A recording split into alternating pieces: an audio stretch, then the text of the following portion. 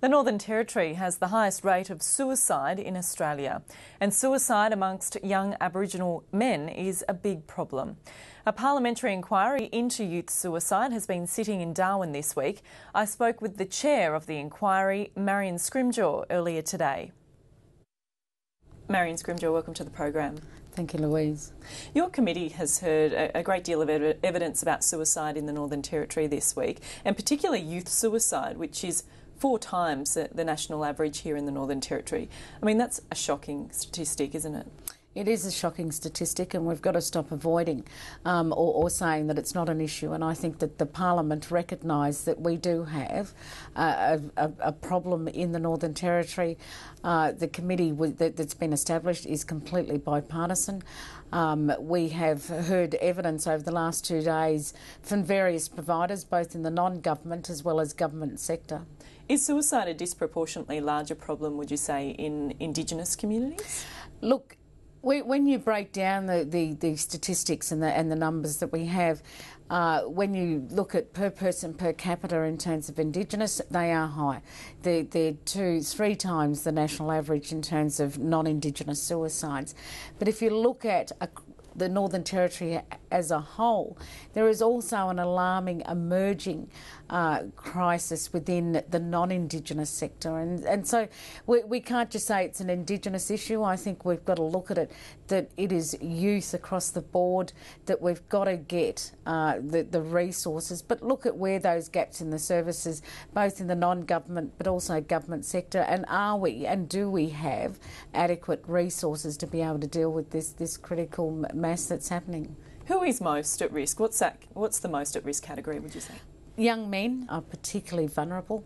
The numbers are critically high in terms of young Indigenous men, but there was a common theme that, across both of these, both Indigenous and non-Indigenous young men not being able to access services. And so there's a real disconnect for young men, and we need to look at how do we get them reconnected again? How do we get them to feel good about themselves again so that they can talk to someone and don't feel that, that the only way out is to end their life. The evidence indicates in some cases we're talking about children as young as 10 and 11 years old. Yeah, look, and we're seeing some startling numbers in terms of young people. I remember certainly a young person, at 11 and being completely I suppose for the first time in a long time as a member, and I'd worked in the health sector for a long time before I came into Parliament, leaving that community and going home and sitting down and just absolutely crying, Louisa, and asking myself, what have we got to, and how can a young person at this age, where have we got to in life when a young person at that age can take their life? And you can't fail not to be hit by that and to be carried up by that emotion. So it is an issue, and it's something that I think that as members of Parliament, we've all agreed that this is beyond politics. We've got to not play politics with this. It's like the child protection issue. These are our kids and they're our future, and we need to look at what do we do together to try and make it better and to put in place better systems, better processes so that we can stop these 10, 11-year-olds from feeling like, that there is no other way out but to go down this road. Are we any closer at pinpointing the causes of suicide in these places? Yeah, look, I think that, and certainly alcohol and drugs, if we look at that older area, but one of the things, and I had a discussion when we were asking some questions of Dr. Rob Parker, who has certainly done a lot of research in this area, and both in Tiwi but also in other areas in the Northern Territory. I think we've got layers upon layers of there is just that constant grieving, and I think that we've got probably huge levels of post-traumatic stress, depression disorders that are out there, and people not being able to talk to people or access those services, and that becomes particularly a major issue in the more remoteness and remote areas that we get within our communities. Have you found what you've heard over the past few days distressing?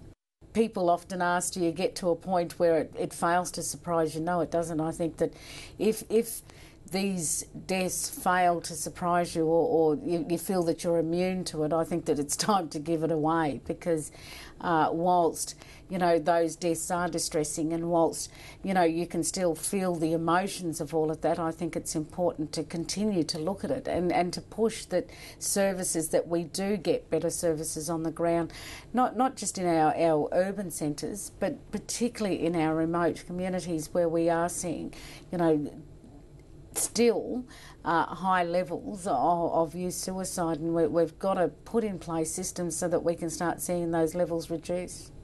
In the early stages of the inquiry, is there any recommendations that you see already that could be made to stop suicide?